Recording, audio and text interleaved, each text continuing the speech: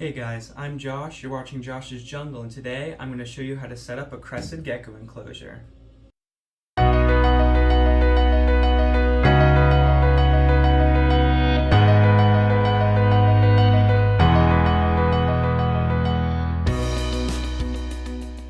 So I actually went to my very first reptile expo ever today. That's where I got this little guy. He's a Crested Gecko, and I don't have a name for him yet. I also don't know if it's a boy or a girl. You can't really tell till they get older. But today we'll be building an enclosure for him. The enclosure we're using today, it's about the size of a 10-gallon. And because right now he or she is still a baby, so that's fine. But in the future I will eventually have to upgrade.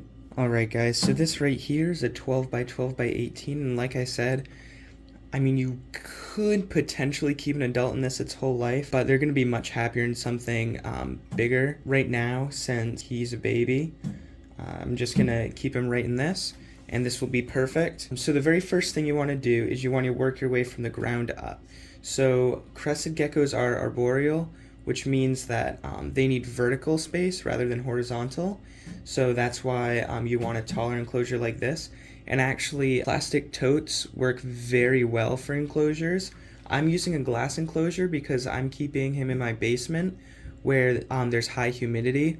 So I don't need to worry about keeping in the humidity. But if you live in a dry, arid climate, then I would definitely recommend keeping them in a plastic tub just to hold that humidity in a little bit better.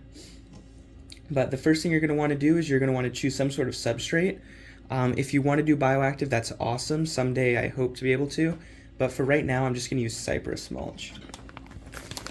So I'm a huge fan of cypress mulch. I use this Forest Floor by ZooMed, but it doesn't have to be by ZooMed. As long as it has no chemicals and it doesn't have any dyes, any cypress mulch works. And I love cypress mulch because it looks natural, it's easy to use, and it holds humidity very well without molding.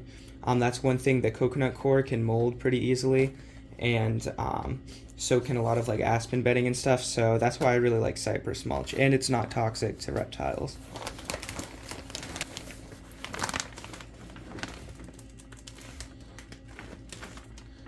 So I'm just going to pour in a little bit, and if you're wondering why the enclosure is wet, I sprayed this down and washed it out. I used well water, so it doesn't have any chlorine or anything in it, so I don't have to really worry about waiting till it dries. But if you were washing something with city water or tap water, especially for an amphibian, then you'd want to make sure that it dried. But this will be fine for a crested gecko.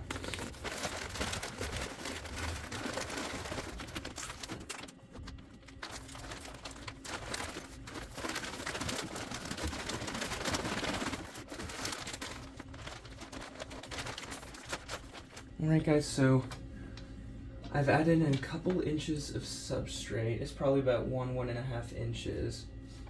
Alright, so then next you want to think about the decorations. And you can always decorate it to make it pleasing to you. That's always nice. When you make something that you like and enjoy, that's always awesome. But at the same time, you want to make sure that your gecko is going to enjoy it. And crested geckos love to be able to hide, and the more hiding places, the more likely you're going to see them. It's kind of the same thing with fish. If you only leave one hide, they're going to only feel safe and secure in that hide. But if you fill it with different hiding places and leaves and different things that they can hide behind, then they're much more likely to come out because they know there are places they can go to. Right, so these are the different things I have. Right here is some cork bark. I love cork bark. It'll be great for him. These pieces right here, he'll be able to barely fit inside of that, and once he grows to an adult, I doubt he's going to be able to fit in there, so I'll probably have to get some bigger pieces. These are honestly some pretty small pieces, but that can be later down the line. If you want to start out with big pieces, that's totally up to you. I just had these, so I figured why not. These are some flat pieces. These are really small flat pieces. They're good for just kind of laying against the bottom, and if you want to do a custom background, these make really good ledges sticking out. At some point I'm going to do that, not today. But I also have this vine. It was really long, but to make sure that it was strong enough to hold him up, I twisted it. I don't know if you can see that. It's really hard to see because it's a black vine, but I literally just doubled it up and twisted it. I twisted a little bit too much and it kind of ripped here. See if that'll focus. It ripped a little bit, but that's totally fine. I don't mind. You can't really see it anyway. It's kind of on the back side. Let's get decorating. So when you're putting the cork bark in, you kind of want to think of how the gecko's going to think, and you want to try and place things in a way that it's easy for the gecko to enter or to exit or to hide behind.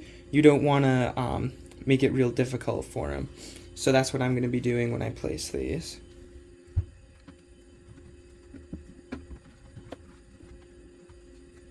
I gotta say, I really like this piece because it's nice and hollow all the way through, and it's got this nice hole right here that I'm sure my crested gecko will love to crawl through.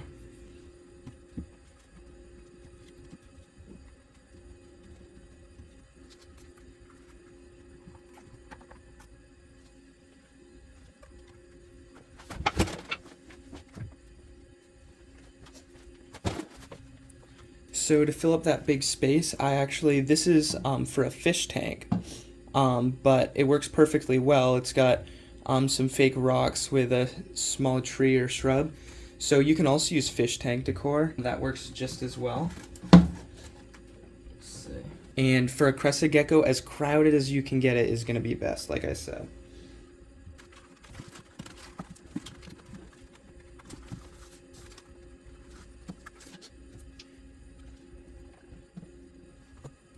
Right, and I think that looks pretty good. Alright guys, so the next thing you want to consider is heating and lighting. Down here in my basement, just like it's the perfect humidity, it's actually also the perfect temperature. It's about 74 degrees. Right now in the summer, it stays at about 72 to 75 degrees.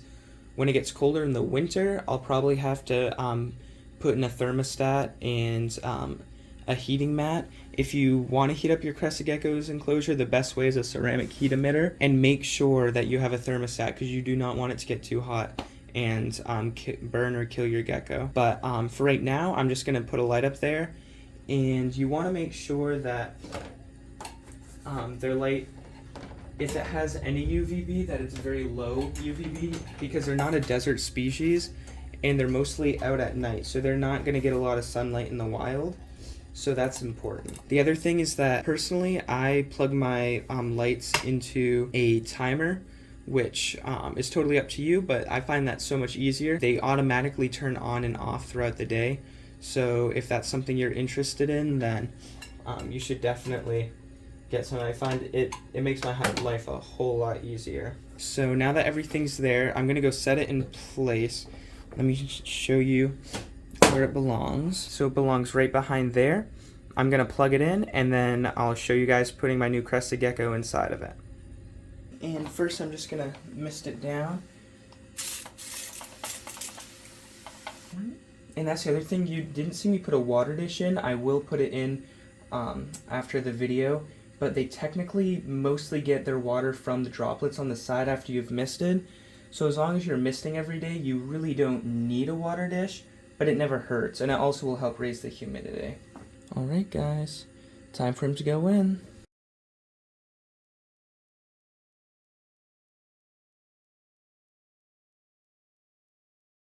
Alright guys, so my Crested Gecko is settling into his new home. You know, as time moves on and he gets more comfortable and used to his surroundings, he'll start moving around a bit more. Thank you guys for sticking around and watching this video. And if you have any questions, post them down in the comments, or if you have any better suggestions on how to set up a Crested Gecko enclosure, make sure to let me know down below. Have a great day.